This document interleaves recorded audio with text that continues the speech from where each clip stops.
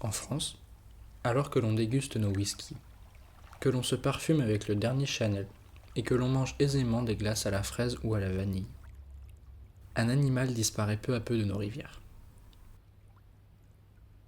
Ses constructions permettent la filtration de l'eau. Son travail de nuit favorise l'entretien des berges. De ce fait, son absence laisse des paysages désolés.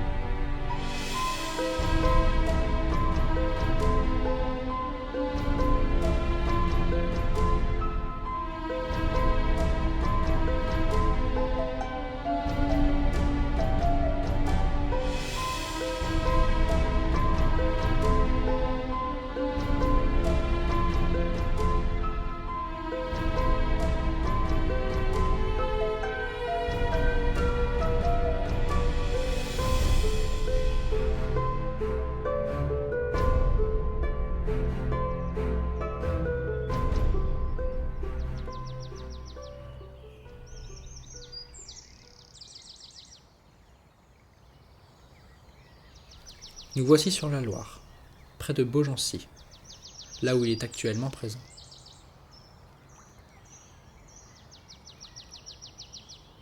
En voie de disparition au début du XXe siècle, le castor est l'un des rares animaux à avoir réapparu. Grâce à la dizaine d'individus restants dans le Rhône, le plus gros rongeur d'Europe a depuis une demi-douzaine d'années dépassé les 15 000 individus en France.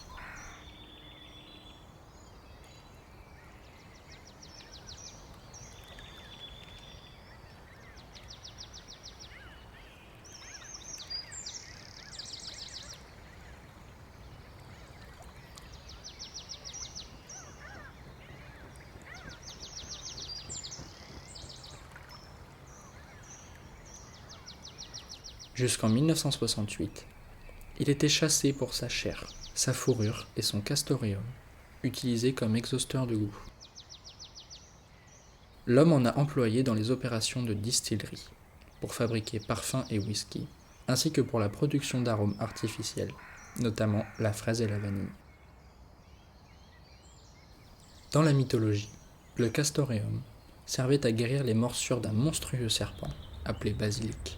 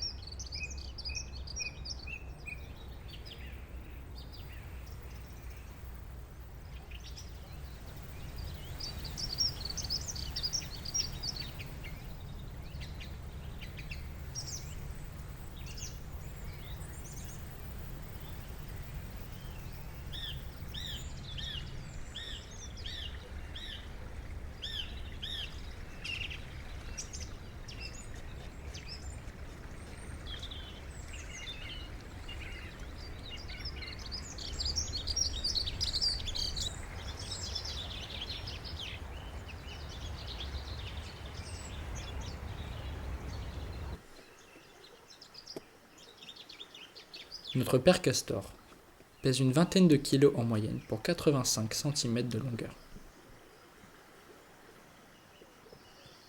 Il peut vivre jusqu'à 20 ans à l'état sauvage, car monsieur a la belle vie. Il est protégé et n'a pas de prédateurs, contrairement à son cousin canadien qui, lui, peut se faire dévorer par des loups, des lynx ou encore des ours. Le castor, appelé bièvre en vieux français, est un animal nocturne extrêmement curieux. En revanche, il est prudent et reste dans l'élément dans lequel il est le plus agile en cas de danger, l'eau.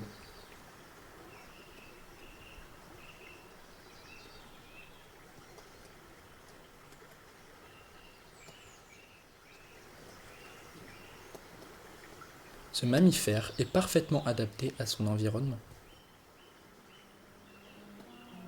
Ses pattes antérieures, préhensibles, sont comme de véritables mains. Ses pattes postérieures palmées lui permettent de nager rapidement. La griffe du deuxième doigt est coupée en deux afin qu'il puisse brosser son poil. Sa queue faite de cuir écaillé lui sert de gouvernail dans l'eau et de réserve de graisse l'hiver. Avec ses 23 000 poils par centimètre carré, sa fourrure lui confère une totale imperméabilité. L'homme en a même fait des manteaux et des chapeaux. Ses minuscules oreilles se referment lorsqu'il est dans l'eau comme des clapets. Son imposant museau lui offre un odorat particulièrement développé, et ses vibrisses lui permettent d'appréhender son environnement. Et enfin, ses longues dents orange, fortifiées grâce à leur richesse en fer, poussent en continu comme chez tous les herbivores. Elles lui permettent de dévorer ses proies facilement, l'écorce de salicacées, telles que les saules et les peupliers.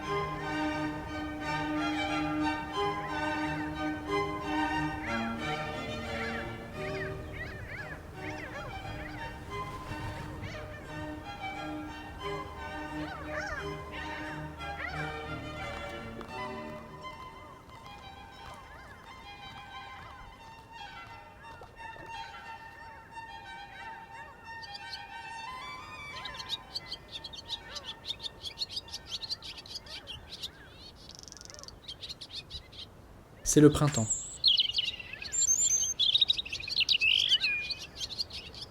Le beau temps invite les animaux à sortir.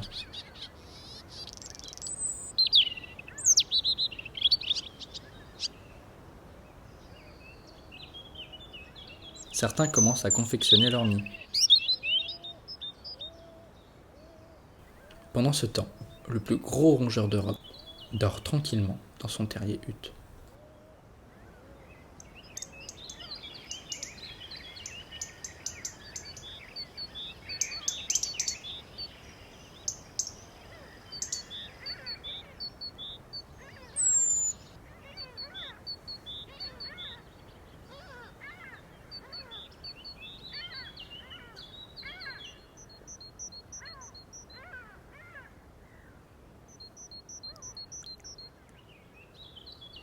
On confond souvent le castor avec le ragondin.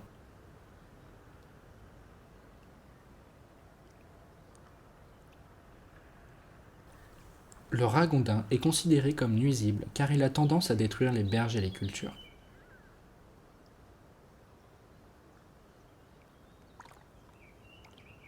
Le ragondin est endémique d'Amérique et n'a pas de prédateur naturel en Europe.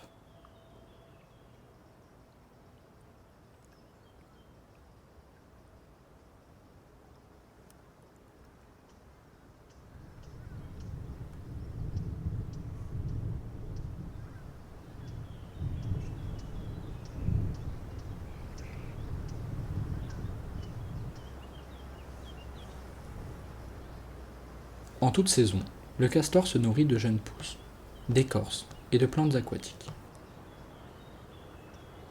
Il peut résister aux basses températures de l'hiver.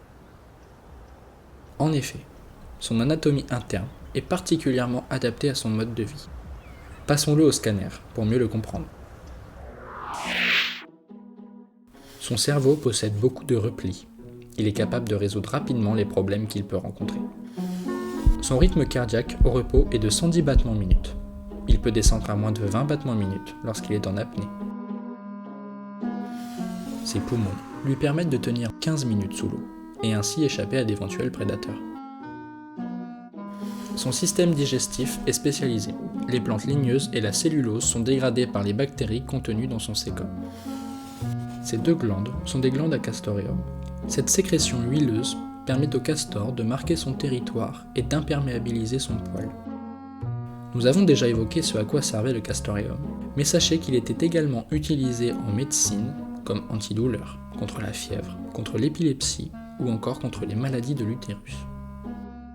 Certains l'utilisaient même comme un produit aphrodisiaque. Aucun organe génital n'est visible à l'œil nu, hors période de reproduction. Il n'y a pas si longtemps, comme l'animal est semi-aquatique, on pensait que le castoreum et la graisse de castor étaient des remèdes efficaces contre le rhumatisme.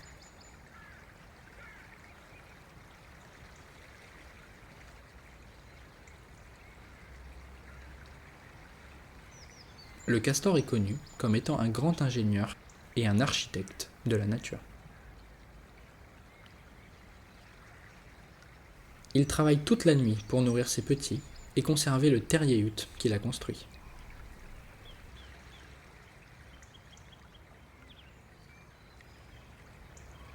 Le castor est également accusé de faire des dégâts en arboriculture. Cependant, ces barrages permettent une régulation du niveau et du débit de l'eau, ce qui favorise la croissance du plancton. Les poissons disposent alors d'une nourriture abondante. Ces édifices permettent également à la végétation environnante d'être irriguée tout au long de l'été. Il est ainsi protégé car l'homme a découvert qu'il était un maillon important de la chaîne alimentaire.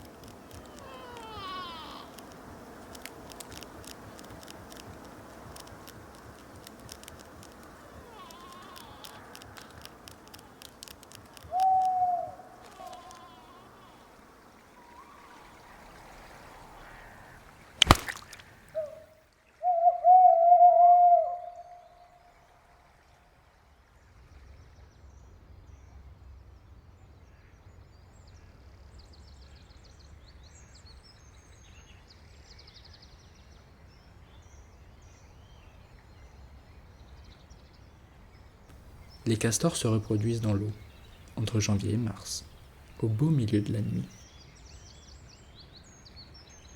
Les castorins naîtront 105 jours plus tard. Ils sont en général 2 par portée. Avant les naissances, les castors sont en moyenne 6 individus par terrier-hutte. Les parents sont monogames et resteront ensemble toute leur vie. Au moment de la maturité sexuelle, à l'âge de 2 ans, les jeunes adultes quittent la demeure familiale. Ils vont construire leur vie à plusieurs kilomètres de chez eux, en espérant croiser, sur le chemin, l'amour de leur vie.